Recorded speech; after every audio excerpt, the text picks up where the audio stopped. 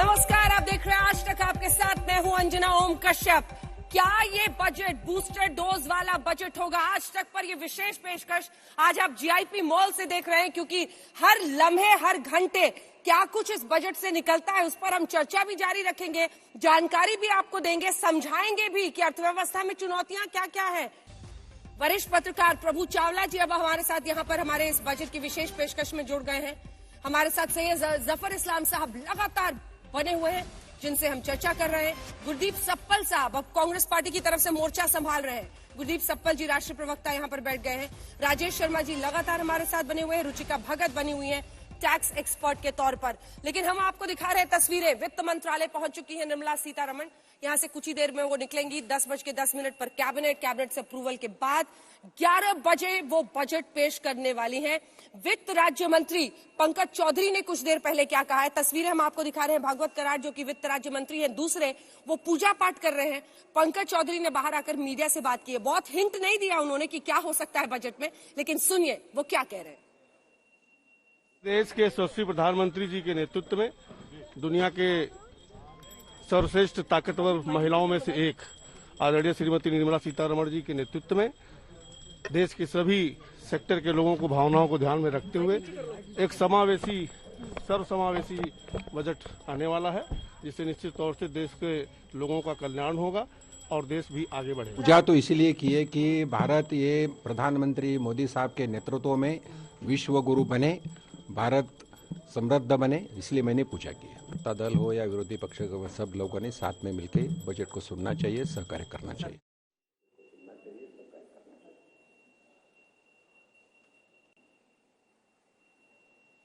ये वित्त मंत्रालय की सीधी तस्वीरें हम आपको दिखा रहे हैं। अब यहां से वो निकल सकती हैं कुछ ही देर में निर्मला सीतारमण। प्रभु चावला जी तस्वीरें हम दिखा रहे हैं वित्त मंत्रालय से, वो जाकर और वहां से अब निकल सकती हैं। बिफोर टाइम ही मुझे लगता है वो चल रही है वैसे, लेकिन ये निर्मला सीतारमण निकलती हुई वित्त मंत्री, चौथा बजट उनका, बड़ी सारी चुनौतियों के बीच कई सारे रिकॉर्ड बना चुकी है। 2 घंटे 40 मिनट का बजट भाषण 2020 में दिया, सबसे लंबा भाषण। लेकिन इसी के साथ बही खाता, वो लाल बही खाता जो उन्होंने ब्रीफकेस को बदल कर किया, लेकिन अंदर क्या होगा बही खाता में, इस पर नजर रहेगी। प्रभु जी आपने सबसे लंबा भाषण दिया था 2 घंटा 40 मिनट का।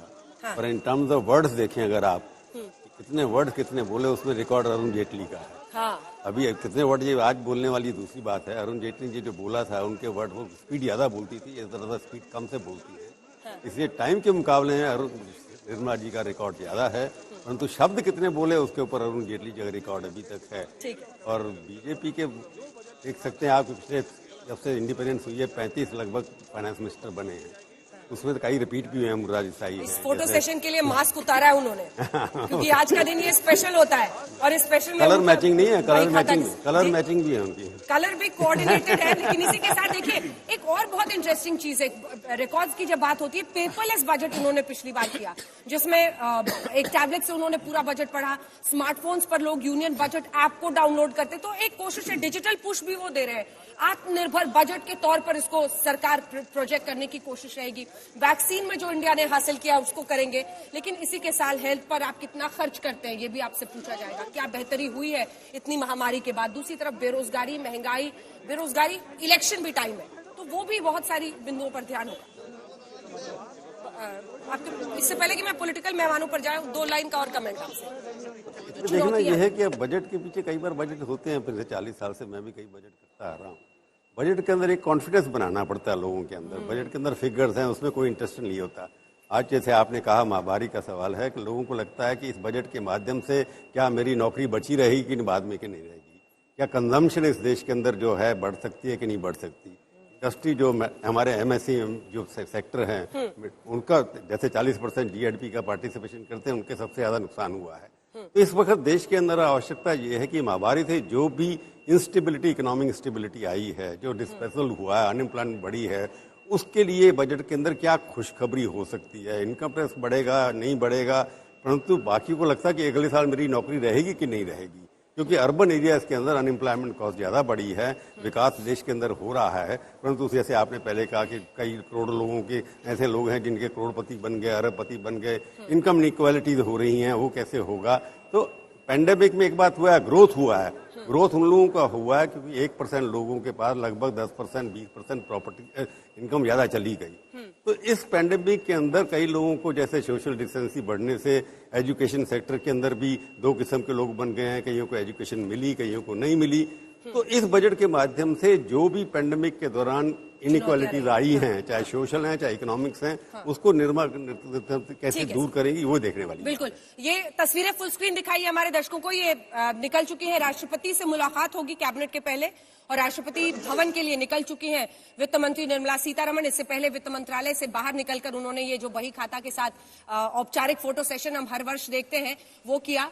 राष्ट्रपति भवन अब वो पहुंच गई हैं, राष्ट्रपति से मुलाकात होती है बजट के पास, जिसके बाद कैबिनेट और कैबिनेट के बाद फिर बजट पेश करने की प्रक्रिया 11 बजे शुरू होती है।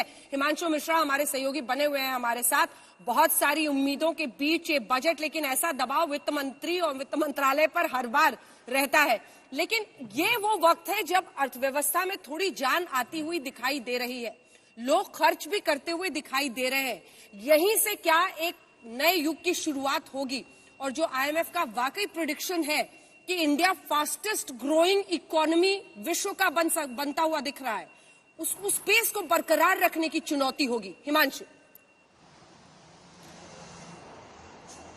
देखिए बिल्कुल चुनौती जरूर है निर्मला सीतारमण के कंधों पर, और आज वो अपना जब चौथा बजट पेश करेंगी तो मैं चाहूंगा अंजना की वो सोशो इकोनॉमिक बजट हो, क्योंकि देश वही चाहता है, किसान चाहता है कि उसकी इनकम बढ़ जाए। और मोदी सरकार ने ये जरूर कहा था कि 2022 में जो है किसानों की आमदनी जो है वो दुगनी हो जाएगी, यानी कि किसानों को लेकर एक बड़ी राहत जो है वो इस बजट में दिखाई देनी चाहिए। साथ ही साथ प्राइवेट सेक्टर के लिए क्या नया लेके आ रही है निर्मला सीतारमण, इंफ्रास्ट्रक्चर को कैसे बढ़ाया जाए, हेल्थ सेक्टर के लिए कैसे काम किया जाए, और साथ ही साथ बेरोजगारी को खत्म करने के लिए क्या राहत मिलेगी। और इनकम टैक्स के अंदर छूट तो हर व्यक्ति चाहता है, वो ये चाहता है कि बढ़ती महंगाई के अंदर उसको कुछ राहत मिल जाए। और यही कारण है, याद कीजिए 2011 के अंदर जब प्रणब मुखर्जी अपना बजट पेश कर रहे थे वित्त मंत्री के तौर पर, तब निर्मला सीतारमण ने, माफ कीजिएगा सुषमा स्वराज ने कहा था नेता प्रतिपक्ष के नाते कि आप आंकड़ों के मकड़ जाल में मत फंसाइए, ये बताइए कि गरीब को क्या मिलेगा, कि क्या गरीब के पतीले के अंदर दाल अब पानी की जगह दाल मिलेगी नहीं मिलेगी, ये बता दीजिए तो सब कुछ सही हो जाएगा। और बजट जो है एक महिला के नाम पर होना चाहिए, जिससे गृहिणी को कुछ बचत हो जाए। तो अब देखना यह है कि निर्मला सीतारमण आज महिलाओं को भी क्या देने वाली हैं। ठीक है, सैयद जफर इस्लाम साहब भी इसका जवाब देंगे। हमारे साथ यहाँ पर भानु प्रताप सिंह जी, जो कि अध्यक्ष है भारतीय किसान यूनियन के भानु ग्रुप के, वो जुड़ गए हैं। बहुत स्वागत है सर आपका। किसान क्या उम्मीद रखे उस पर आपसे भी चर्चा करेंगे। लेकिन सैयद जफर इस्लाम साहब, जो सुषमा जी ने पूछा था वही आज आप उसका जवाब दे दीजिए।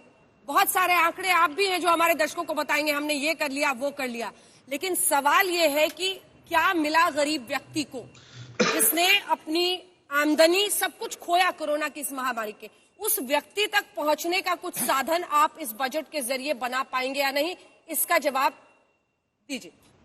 देखिए अंजना जी, जैसा मैंने पहले भी कहा कि कोरोना के बाद 2020 के बाद अब पहली बार ऐसी स्थिति है कि आप जो देख रहे हैं कि इकोनॉमी तेजी से दौड़ रही है, पटरी पे है, तेजी से दौड़ रही है, सारे सिलेंडर्स जो फायर हो रहे हैं इकोनॉमी के, और हर आंकड़े अच्छे दिख रहे हैं, चाहे माइक्रो सभी लेवल पे अच्छे दिख रहे हैं।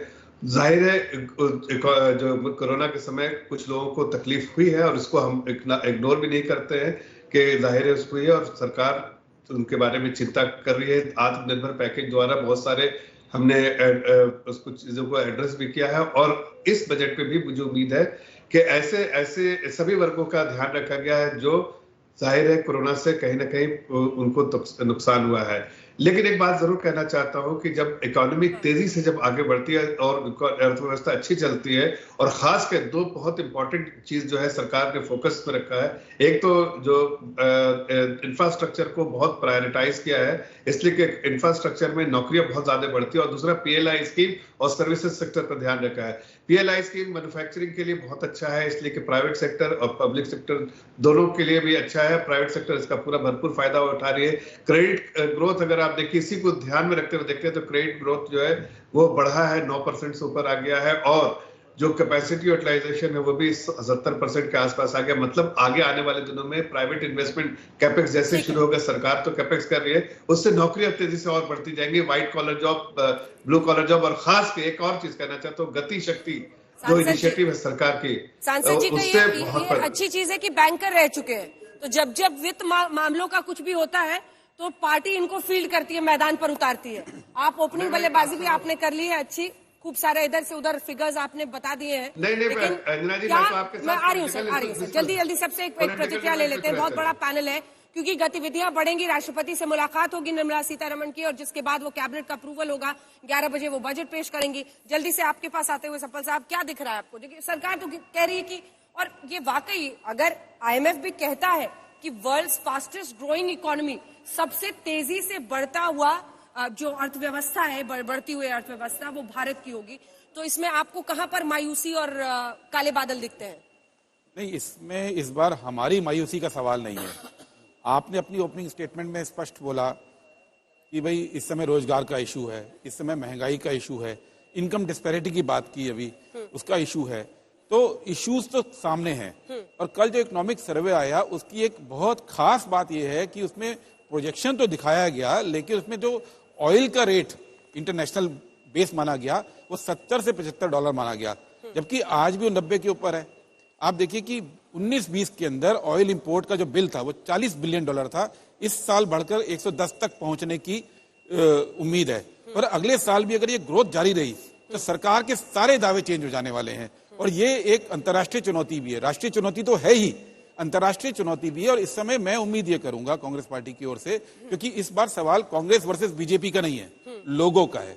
लोग त्राही कर रहे हैं और उनको क्या राहत मिलेगी। आंकड़े छोड़ दीजिए, आंकड़ों पे तो मैं भी एक आंकड़े का जवाब दे दूंगा, अभी बहुत लंबा डिस्कशन है, लेकिन लोग त्राही कर रहे हैं, उनको क्या राहत मिलने जा रही है, ये आज ठीक है। मुझे और इसीलिए हमने हर क्षेत्र से लोगों को इकट्ठा किया है, यहाँ से शुरुआत कर रहे हैं। भानु जी, क्या उम्मीद रखें किसान, क्योंकि तीनों कृषि कानूनों की तो वापसी हो गई, जो वहां पर रिफॉर्म्स की बात सरकार कर रही थी, बदलाव की बात कर रही थी, वो तो अब मुमकिन नहीं हो पाएगा, लेकिन किसान पश्चिमी यूपी में, चुनावी साल भी है, गन्ने के भुगतान से लेकर बहुत सारे मुद्दे हैं किसानों के, कुछ बड़ा सरकार कर सकती है किसानों के लिए, क्या उम्मीदें हैं किसानों को इस बजट से? ऐसा है मैडम कि तमाम सेक्टर हैं, कोई गरीबी दूर करवा रहा है, कोई नौकरी ले रहा है, लेकिन मैं किसान हूँ, प्योर किसान, तो मेरा कहना है कि प्योर किसान क्या होता है सर? भूखे भजनन होए गोपाला, ले लो अपनी कंठी माला। जो चाय है वो भी हमारी, जो पकौड़ा है वो भी हमारा, सब खाने का सामान हम दें। 20-21 में बजट 30 लाख करोड़ का था, उसमें केवल 1.5 लाख करोड़ किसान को यानी 5% मिला। फिर 21-22 में 34.5 लाख करोड़ का बजट था, उसमें भी 1.5 लाख करोड़ यानी 4.25% मिला। अब 70% आबादी को यदि 4%, 4.25% बजट मिलेगा तो ये किसान के साथ अन्याय है। हम सरकार का, भाजपा का समर्थन करते हैं, लेकिन भाजपा से ये भी मांग करते हैं कि जरा इस देश के किसानों के बारे में सोचो, नहीं तो यदि खाद्यान्न नहीं होगा तो कोई सेक्टर नहीं चलने वाला है। जब चाय हम पिलवावे, भोजन हम करवावे, दूध दही हम खिलवावे, और फिर हम भी आध घंटे में एक किसान भारतवर्ष में आत्महत्या करे, कारण क्या है? कारण यह है कि 75 साल की किसान विरोधी नीतियों के कारण कभी हमें फसलों के दाम नहीं मिले। इसलिए हम चाहते हैं किसान आयोग का गठन हो जाए मैडम, किसान आयोग की सहमति से हमारी कीमत लगे, तब हमें कुछ फायदा होगा। इसलिए किसान सेक्टर यानी किसान सेक्टर की तरफ सरकार और केंद्र सरकार और सारी प्रदेशों की सरकार को सोचना पड़ेगा, ऐसे काम चलने वाला नहीं है। दोनों तरफ बराबर बरसे आ जा, सप्पल जी पर भी और सैयद जफर इस्लाम साहब पर भी। पकोड़े का जिक्र किया, पता नहीं इसकी खास वजह है या नहीं है, हमें नहीं पता, लेकिन पकोड़े और पोहे में बहुत उलझी है ये सरकार। एक एक कमेंट सबसे लेते हैं। आ रही हूँ भानु जी, आपसे तो दिन भर गप करना है, आपका तरीका भी अंदाज अलग होता है बोलने का। इससे पहले कि राजेश जी मैं आपके पास आऊं, जल्दी से मैम आपके पास आते हुए रुचिका भगत जी, टैक्स के सेक्टर में लोग क्या उम्मीदें रखें, क्या बड़ी बातें आप कह रही हैं, 3 या 4 बातें जो आप हमारे दर्शकों को बताएंगे? देखिए इस समय डायरेक्ट इंडायरेक्ट दोनों जी। बजट से जो मेन एक्सपेक्टेशन है वो आम इंसान की है, क्योंकि सबसे ज्यादा कोरोना टाइम में जो आम इंसान है वो सबसे ज्यादा पिसा है। अगर आप देखें, चाहे अनएम्प्लॉयमेंट है इसके अंदर, चाहे आपकी वेजेस रिडक्शन है, सैलरी रिडक्शन है, उसके अंदर भी अगर आप कहते हैं कि हम वर्क फ्रॉम होम भी करते हैं, और महिलाओं को सबसे ज्यादा इसकी मार झेलनी पड़ी। बिल्कुल बिल्कुल, ये हुआ। साथ में आप अगर कहें तो देखिए, हमारी जो अनएम्प्लॉयमेंट है वो तो इस समय आपने खुद ही डाटा दिया, अभी 4 करोड़ के करीब अनएम्प्लॉयमेंट हुई है इस बार। तो ये सारे जो आम इंसान है, मेरे ख्याल से उसने बहुत ज्यादा झेला इस बार, पिछले 2 साल से तो इनफैक्ट बहुत ज्यादा झेला। और जब हम टैक्स की बात करते हैं तो हमारा जो टैक्स स्ट्रक्चर है, इनफैक्ट आप देखेंगे 14-15 से टैक्स स्ट्रक्चर सेम चल रहा है। 2.5 लाख की जो लिमिट थी वो एज इट इज 14-15 से चली है, कहीं चेंज नहीं हुई है। इन्फ्लेशन रेट अगेन बढ़ता रहता है, हर साल बढ़ता है। जबकि इतनी सरकार की कमाई हुई है, जीएसटी कलेक्शन हमेशा, अभी बताएंगे सैयद जफर इस्लाम साहब ठोकर, हमारे कि 1 लाख करोड़ से ज्यादा हम हर बार कमा रहे हैं।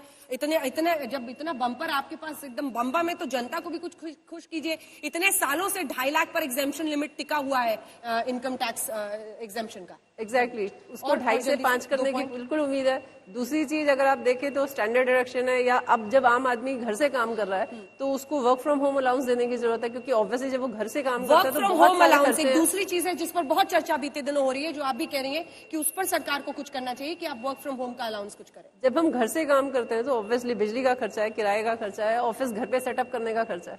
अगर आप ऑफिस जाते हैं तो चाय भी आप ऑफिस से पीते हैं, अब तो आप घर पे काम कर रहे हैं, आप चाय भी घर की पी रहे हैं। तो सारे खर्चे जो है वो आम आदमी कर रहा है। ये सब तो खैर जो भी है, जो सैलरी कटी है कम से कम वो भी उसका कोई ना कोई एक भरपाई होनी चाहिए। एग्जैक्टली। इनडायरेक्ट टैक्सेस पर तीसरा, इनडायरेक्ट टैक्सेस पे अगर आप देखें तो जीएसटी रेट जो है वो ऑब्वियसली बहुत हाई है, 18% तो बहुत ज्यादा।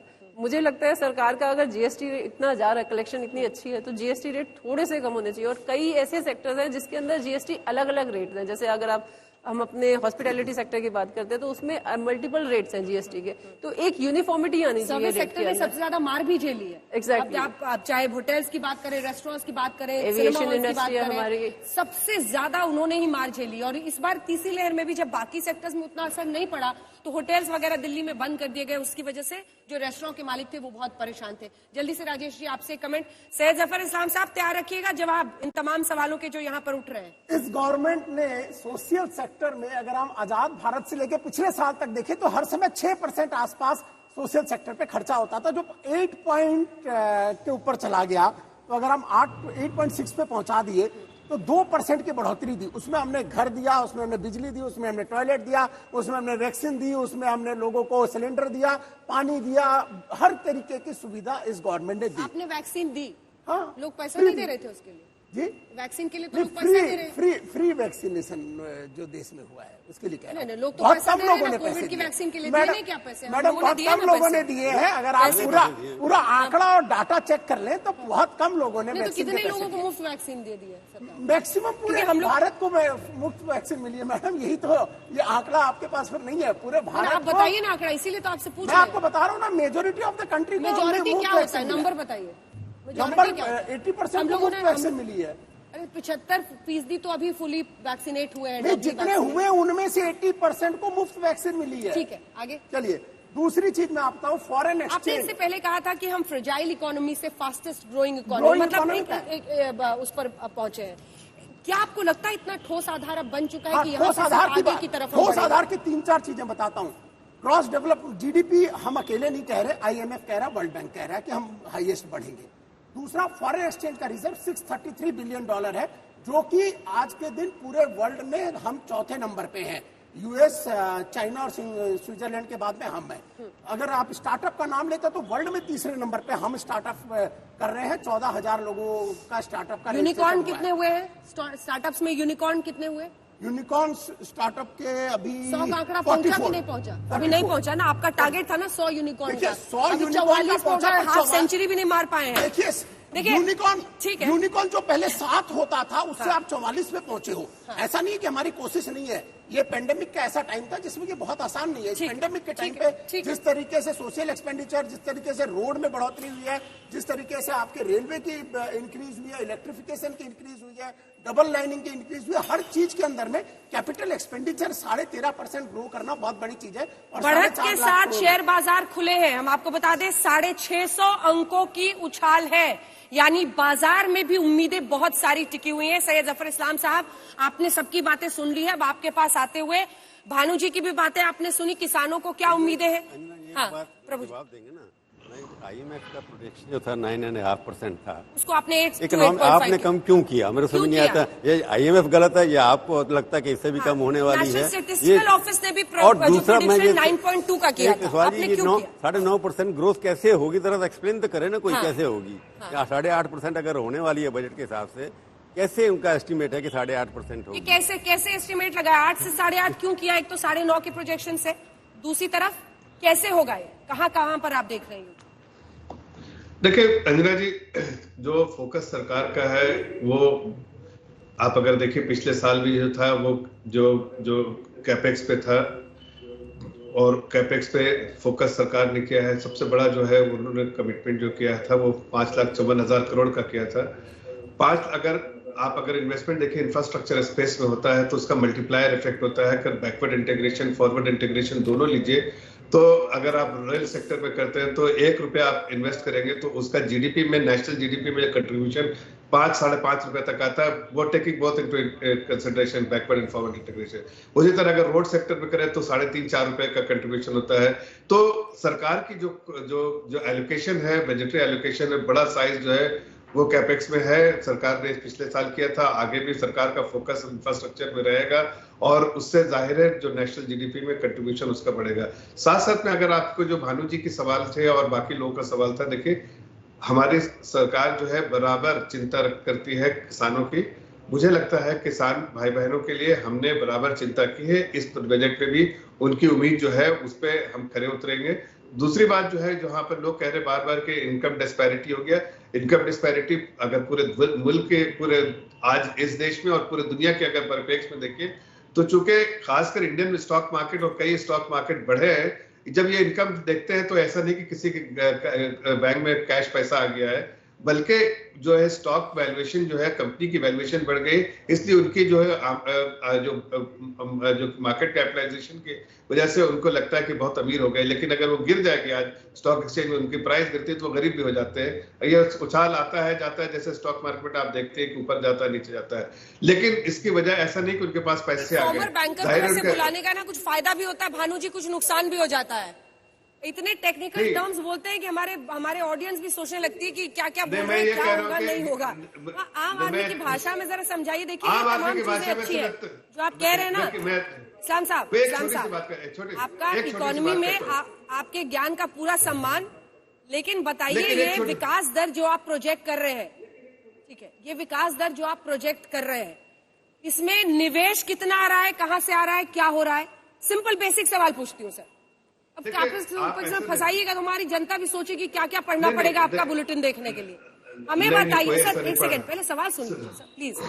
जो मोटी भाषा में अगर आप बताएं, निवेश कहाँ से आ रहा है? कैपिटल एक्सपेंडिचर जो आउटफ्लो है पिछले 4 सालों में जीडीपी का घटा है, तो आप उसको जरा कैसे एक्सप्लेन करेंगे? बिल्कुल, कैपिटल एक्सपेंडिचर में और खास तौर पर स्वास्थ्य के जो आंकड़े हैं, ये जो हम विदेशी निवेश के आंकड़े दिखा रहे हैं, इसके बाद जरा दिखाइएगा, चाहे वो स्वास्थ्य हो, चाहे वो शिक्षा हो, चाहे वो रक्षा हो। रक्षा में हमने हथियारों पर खर्च, रक्षा खर्च वर्सेस जो जीडीपी के अनुपात में कितना खर्च होता है, वो तमाम आंकड़े भी निकाल के रखे हुए हैं, वो सब दिखाते हुए इन सब पर अब लेकर बताइए। एक तो निवेश का पूरा मामला सुनिए सर, निवेश का पूरा मामला, क्या बेरोजगारी के लिए आपके पास कोई नया तरकीब होगा कि कैसे आप रोजगार के साधन पैदा करें? क्योंकि अल्टीमेटली आम आदमी को कैसे बजट इफेक्ट करता है, उसी से असर होता है। देखिए अंजना जी, आप अगर आंकड़े के बेसिस पे देखती हैं कि परसेंटेज टू जीडीपी सही है, देखने का तरीका सही है कि आपको चाहे वो रक्षा सेक्टर में या और भी कोई सेक्टर में देखें, लेकिन आप देखिए कि पिछले 7 सालों में अगर जीडीपी का साइज देखिए तो आप 99 लाख करोड़ था 2013 में, FY13 में, जो 2013 में, 2014 में वो बढ़ के 112 लाख करोड़ हो गए। आज आप देखिए तो वो 230 लाख करोड़ के आसपास है। तो जाहिर है जीडीपी का साइज बढ़ा। एब्सोल्यूट अमाउंट में हमने हर बार अगर एब्सोल्यूट अमाउंट में जो कंट्रीब्यूशन है, एलोकेशन है, बजटरी एलोकेशन, वो बार हर सेक्टर में बढ़ा है, और खास के पिछले साल में तो हेल्थ सेक्टर में और भी ज्यादा जो है फोकस था सरकार का, और उन्होंने किया था। गरीब आदमी के लिए, जो आम आदमी के नागरिक के बारे में जब आप बात करती हैं रंजना जी, तो बिल्कुल ये सही बात है कि आम आदमी थोड़ा सा महामारी के समय में तकलीफ में आया है, लेकिन सरकार की नीतियों की वजह से जो उन्होंने उस वक्त नीतियां जो अपनाई है, जैसे मैंने कहा कि PLI स्कीम, अभी यार मैन्युफैक्चरिंग देखिए पिछले 5 महीने से बराबर एक्सपेंशनरी मोड मतलब बढ़ता ही जा रहा है। तो जाहिर है जितना ज्यादा अगर आपको इसमें प्राइवेट सेक्टर एक्टिव होती जाएगी तो जाहिर है नौकरियां बढ़ती जाएंगी, नौकरियां लोगों को ज्यादा नौकरियां मिलती जाएंगी। जो एस्टिमेट है वो एस्टिमेट के हिसाब से आगे आने वाले दिनों में ब्लू कॉलर जॉब जो इसमें जो फैक्ट्रियों में आते हैं छोटे छोटे और बहुत सारे जो जॉब होते हैं उसमें बड़ी तादाद में जो है जो गति तेजी से आएगी और व्हाइट कॉलर जॉब में भी तेजी आएगी। ये जो है सारी स्टडीज बताती है। जहां तक जो इन्वेस्टमेंट्स का सवाल आप बोल रही है, देखिए बात सही है कि जो प्राइवेट सेक्टर इन्वेस्टमेंट्स वो नहीं कर रहे थे, लेकिन इस वक्त जिस तरह से जो बैंक जो है अच्छी हालत में आ गई, कैपिटलाइज हो गई बैंक की ताकत बढ़ गई, मजबूती आ गई बैंक में, तो अब इस स्थिति में आ गई बैंक कि वो प्राइवेट सेक्टर को ऋण देने की स्थिति में। ठीक है, सैयद जफर इस्लाम साहब, बेरोजगारी का आंकड़ा दिखाइए। ये GDP ग्रोथ के आंकड़े हम दिखा रहे हैं, वो रेड वाला दिख रहा है कि कोविड के टाइम पर हुआ था। प्लीज लगातार मत बोलिए ना सर, सबको मौका, एक बातचीत होने दीजिए। रुकिए सर, रुकिए। नहीं, फोन आपका कट गया है तो ठीक है, थोड़ा सा रुक जाइए, थोड़ा सा सांस ले लीजिए। ये हम बेरोजगारी के भी आंकड़े दिखा रहे हैं। देखिए चुनौतियां बहुत बड़ी हैं और आंखें बंद कर लेने से सिर्फ नहीं होगा, उसका समाधान क्या है उस पर चर्चा होगी। मैं लौट रही हूँ सर आपके पास। हमारे साथ अब सिद्धार्थ ज़राबी भी जुड़ गए जो कि मैनेजिंग एडिटर है बिजनेस टुडे ग्रुप के। उम्मीदें चारों तरफ से सामने आ रही है, बहुत दबाव होगा, लेकिन 1.5 घंटे बाद वित्त मंत्री निर्मला सीतारमण अपना बजट पेश करेंगी। इन सब के बीच आपको बता दें बाजार में भी इसको लेकर बहुत सारी उम्मीदें हैं, क्योंकि उछाल के साथ सेंसेक्स खुला है। बजट से पहले बढ़त के साथ खुले हैं शेयर बाजार। क्या कुछ उनको उम्मीदें हैं, इस पर भी हम चर्चा करेंगे। 600 अंकों की उछाल के साथ सेंसेक्स, निफ्टी भी 150 अंकों की बढ़त के साथ खुला है। ये वही खाता जिसको लेकर निर्मला सीतारमण निकली है। बहुत सारे रिकॉर्ड जिसका जिक्र हम कर रहे थे, उनमें से एक ये भी है कि पेपरलेस बजट इन्होंने किया था पिछली बार, और उसके बाद से एक टैबलेट से वो बजट पूरा पढ़ती हैं।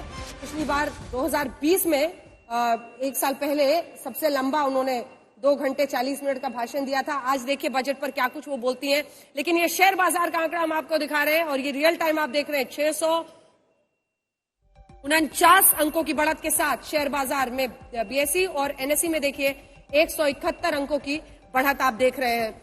हमारे साथ सिद्धार्थ भी यहां पर जुड़े हुए हैं। देखिए हर सेक्टर पर हम बात करेंगे, हर वर्ग को क्या उम्मीदें हैं, क्या GST में जो टैक्स है उसमें कुछ बदलाव सरकार इस बार कर सकती है, थोड़ी सी राहत दे सकती है स्ट्रक्चर में। दूसरी तरफ जो डायरेक्ट टैक्सेस हैं, क्या उसमें एग्जेम्पशन लिमिट का जो स्लैब है वो 2.5 लाख से ऊपर करेगी इतने वर्षों के बाद।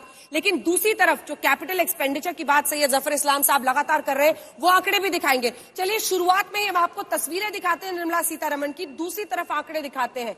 GDP ग्रोथ, जो मोटी बातें हैं इस बजट की, उनको देखते हुए चलिए। कोरोना की मार जो है वो आपको दिखेगी जब आप लाल में देखेंगे बजट के GDP के ग्रोथ को। सबसे पहले GDP का आंकड़ा दिखाइए, जिसके बाद हम महंगाई दर दिखाएंगे, बेरोजगारी दर दिखाएंगे और इसी के साथ GST कलेक्शन दिखाएंगे। अगर 1 लाख करोड़ से ऊपर लगातार आपका GST कलेक्शन हो रहा है तो क्या आप टैक्स के फील्ड में कुछ राहत देने को तैयार है? आम आदमी को इस पर नजर लोगों की रहती है। तो सबसे पहले जब हम GDP का आंकड़ा आपको दिखाते हैं तो देखिए एक बार जो नेगेटिव में आप ग्रोथ देख रहे हैं उसके बाद से 9.2 आप यहां पर देख रहे हैं, लेकिन सरकार ने अगले साल के लिए 8 से 8.5% का प्रोजेक्शन किया है। अब जब हम शेयर बाजार में उछाल आपको दिखा रहे हैं, GDP का भी आंकड़ा दिखा दीजिए, महंगाई दर दिखा दीजिए, ये देखिए। अब इसके बाद महंगाई दर दिखाइए, 9.2 का था, सरकार ने जो आर्थिक सर्वेक्षण में 8 से 8.5 का प्रोजेक्शन किया है अगले वर्ष के लिए। महंगाई दर दिखाइए, हमने शुरू में देखा कहा था, अब 5.3 पर जाकर ये महंगाई दर रुका हुआ है। आम आदमी जो है उसकी जिंदगी पर कितना असर होता है, ये महंगाई दर का आंकड़ा आपने देख लिया है। अब बेरोजगारी का आंकड़ा एक बार दिखा दीजिए। बेरोजगारी का आंकड़ा इस बही खाता में जब हम दिखाएं तो क्या कुछ नया ये सरकार करती है? ये शेयर बाजार का आप आंकड़ा देख रहे हैं, क्या कुछ नए तरकीब के जरिए रोजगार के साधन पैदा करने के लिए कुछ होता है? जिसके बाद हम कैपिटल एक्सपेंड, जो अलग अलग क्षेत्रों में सरकार का खर्च है, उसमें हम 3 क्षेत्र के आंकड़े आपके सामने रखेंगे, चाहे वो रक्षा क्षेत्र में है, GDP के अनुपात में कितना खर्च हो रहा है, या फिर शिक्षा, स्वास्थ्य, ये तीनों आंकड़े दिखाइए, क्योंकि जो खर्च सरकार का होना है उससे भी कम वो कर रहे हैं। लेकिन शुरुआत हम इस बुलेटिन में अब टैक्स के जरिए ही करेंगे। क्या सिद्धार्थ कुछ हो सकता है इस क्षेत्र में? क्या जीएसटी में जो टैक्स स्ट्रक्चर है अभी उसमें कुछ बदलाव?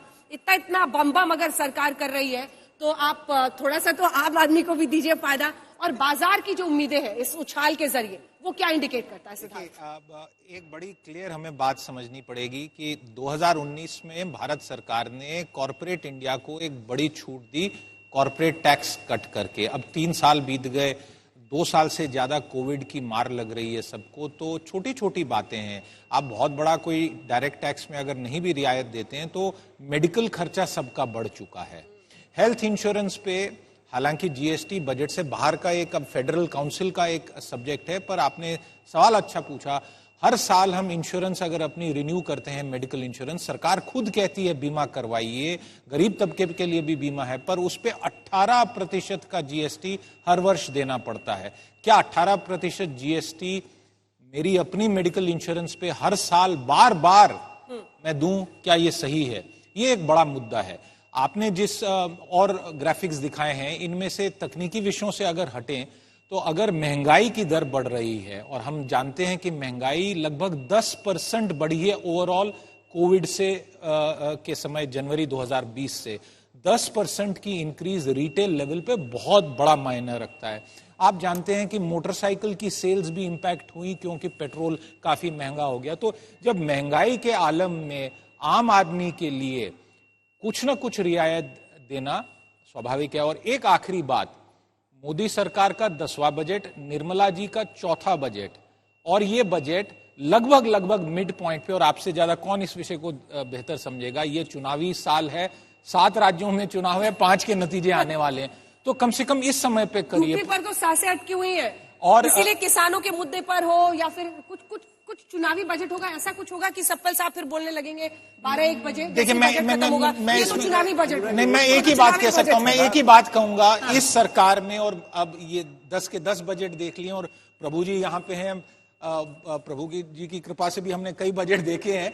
मैं आपको ये बता दूं कि इस सरकार में इंस्टेंट कॉफी का कोई मतलब प्रचलन नहीं है, और बजट और खर्चे और इकोनॉमी को लेके पूरी दुनिया ने लोगों के जेब में पैसे दिए हैं। हमारा एक देश है जिसने ये कहा कि हम इंफ्रास्ट्रक्चर करेंगे, इमीडिएटली पैसा नहीं देंगे। हालांकि भारतीय जनता पार्टी के प्रवक्ता शायद मेरी इस बात से सहमत ना हो, कुछ दिया गया, चावल दिए गए, वो स्कीम भी बढ़ेगी। छोटे उद्योग के लिए इमरजेंसी क्रेडिट दिया गया, उसका भी बढ़ावा होने वाला। सिद्धार्थ, जल्दी से एक इस पर काउंटर क्वेश्चन है। देखिए, हालांकि बहुत सारी प्रथाएं बदली है, लेकिन एक शिफ्ट क्या इस सरकार की नीतियों में है? जो वो हम मानते थे कि जो बहुत गरीब है उनको डायरेक्ट बेनिफिट पहुंचाने का जो तरीका था कांग्रेस का, अब वो मुफ्त अनाज वाला इस तरह की स्कीम्स के जरिए बीजेपी भी ये कोशिश कर रही है, बीजेपी सरकार, कि वो उनको टारगेट करे किसी न किसी। कांग्रेस भी पाइप से पानी पहुंच दिखे अन्ना जी, कांग्रेस भी पाइप से ही वही पानी पहुंचती थी, बीच में छेद बहुत थे पाइप में।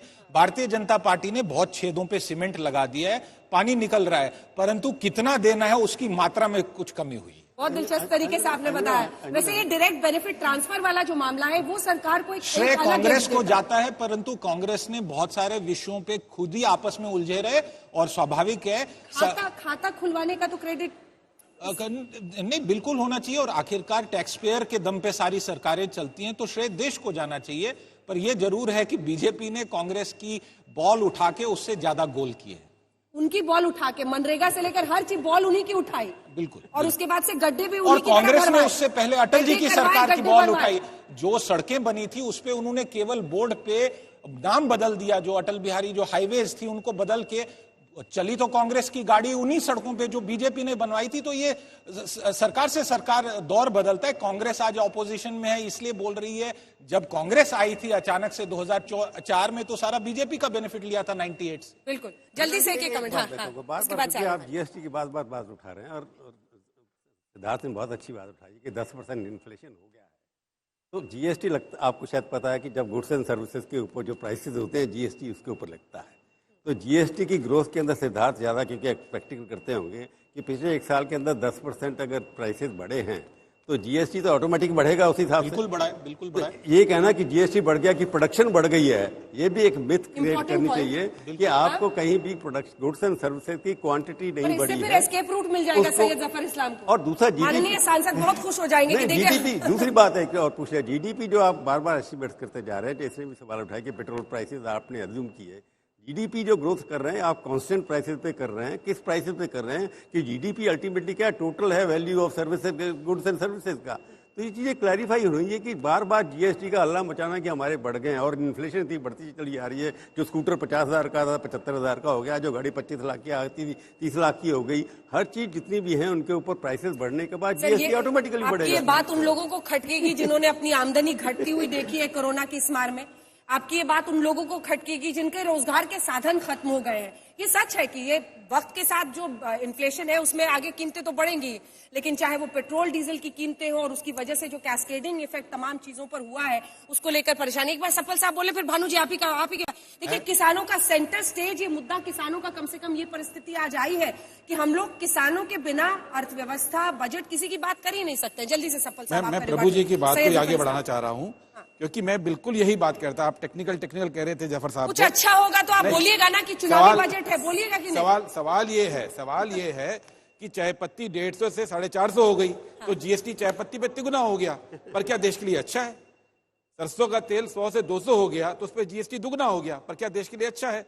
और कमाई कर कहां से रही है सरकार लगान से कमाई कर रही है कि आपने पेट्रोल डीजल पे टैक्स से 4.25 लाख करोड़ कमा लिया, 4.25 लाख करोड़, और वो 4.25 लाख करोड़ से आप डेफिसिट को पूरा करते हैं। और तीसरी आप संपत्ति बेच रहे हैं, तो तीन ही जगह से आप कमाई करें। प्रोडक्टिविटी से कमाई कहां बढ़ रही है देश के अंदर, ये बजट को बताना पड़ेगा, ये जफर साहब को बताना पड़ेगा। सवाल ये नहीं है कि चुनावी बजट है या नहीं है, चुनावी छोड़ दीजिए, चुनावी तो अब सरकार के पास इतना स्पेस ही नहीं बचा है। सरकार की जो हालत है ये, और ये मानना चाहिए कि 8वां साल है और पिछले 25 साल में 15 साल से बीजेपी है।